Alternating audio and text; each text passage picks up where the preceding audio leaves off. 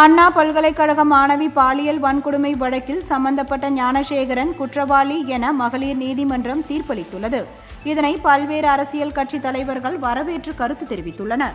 முதலமைச்சர் ஸ்டாலின் வெளியிட்டுள்ள அறிக்கையில், சென்னை மாணவிக்கு இழைக்கப்பட்ட அநீதிக்கு எதிரான வழக்கில் 5 மாதத்தில் நீதியை பெற்றுத்தந்த நமது காவல்துறை, அரசு வழக்கறிஞர்கள், மாண்புமை நீதிமன்றத்திற்கும் நன்றி கூறியுள்ளார். இதன் மூலம் மலிவான அரசியல் செய்ய துடித்த எதிர்க்கட்சியினரின் எண்ணத்தை தவிடுபொடியாக்கியுள்ளோம் என்றும் தெரிவித்துள்ளார். அதிமுக பொதுச் செயலாளர் எடப்பாடி பழனிசாமி வெளியிட்டுள்ள அறிக்கையில், இந்த வழக்கில் முதலில் கைது செய்யப்பட்ட ஞானசேகரன் உடனடியாக விடுதலை செய்யப்பட்டது ஏன், விடுதலை மற்றும் மீண்டும் கைதுக்கு இடையில் என்ன நடந்தது என்று கூறியுள்ளார். வழக்கு விசாரணையின் முதற்கட்டம் முடிவதற்குள்ளேயே ஞானசேகரன் தவிர இந்த வழக்கில் யாரும் குற்றவாளி இல்லை என எதற்காக காவல்துறையினர் பிரஸ் மீட் கொடுக்க வேண்டும், யாரை காப்பாற்ற இந்த வேகம் எனவும் கேள்வி எழுப்பியுள்ளார்.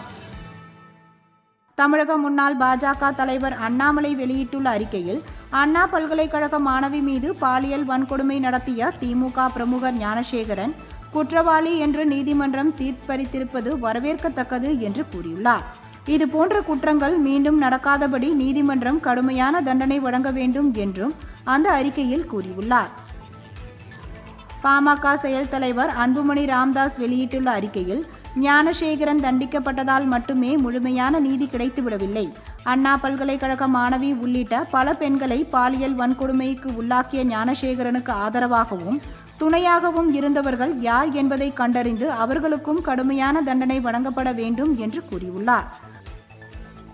பாஜக தலைவர் நைனா நாகேந்திரன் வெளியிட்டுள்ள அறிக்கையில், பெண்கள் தைரியமாக தங்களுக்கு நேரும் கொடுமைகள் குறித்து புகாரளிக்கவும், அண்ணா பல்கலைக்கழக மாணவி பாலியல் வன்கொடுமை வழக்கின் தீர்ப்பு துணை நிற்கும் என்றும் நீதிக்காக போராடி வெற்றி கண்டுள்ள அந்த பாதிக்கப்பட்ட பெண்ணுக்கு பாராட்டுக்கள் என்று கூறியுள்ளார்.